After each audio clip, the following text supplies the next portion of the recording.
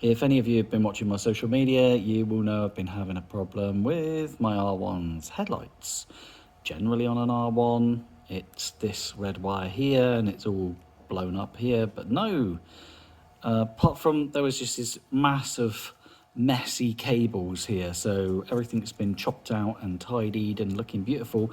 And as I put the wiring together, I did the scrunch test, which is you get all the wires and you give it a good old wiggle and make sure everything's fine, and it cut out. So I was running the bike, give everything a wiggle, and it cut out every time I came into this area. The actual fault was corrosion inside of this blue connector here. I'm just going to use some Worth contact oil. Pop a bit in there. What I like about it is it isn't conductive.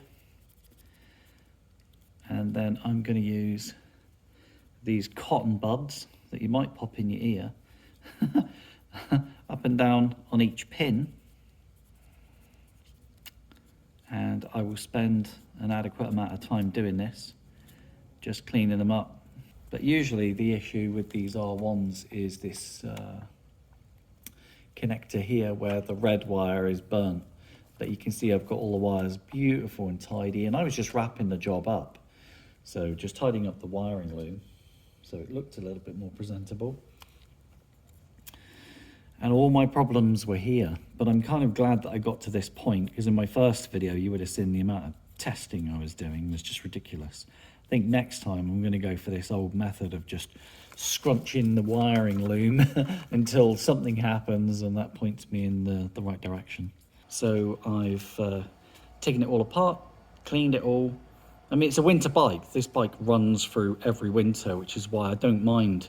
This is really normal. Why would I bother chasing that? But you can see I've replaced a lot of fixings along the way and just made it just so. But I don't mind a little bit of corrosion like that. It's only a backing thing for the regulator. But it was corrosion in here. So that's what was causing the light issue. But now with this connector block sorted, the bike not only starts better, the lights are brighter, and everything just seems to work better. It was as if I bought the bike with a fault there all this time. It could be, but I don't know if I can just instantly start it for you, but I'll find some keys. And it just goes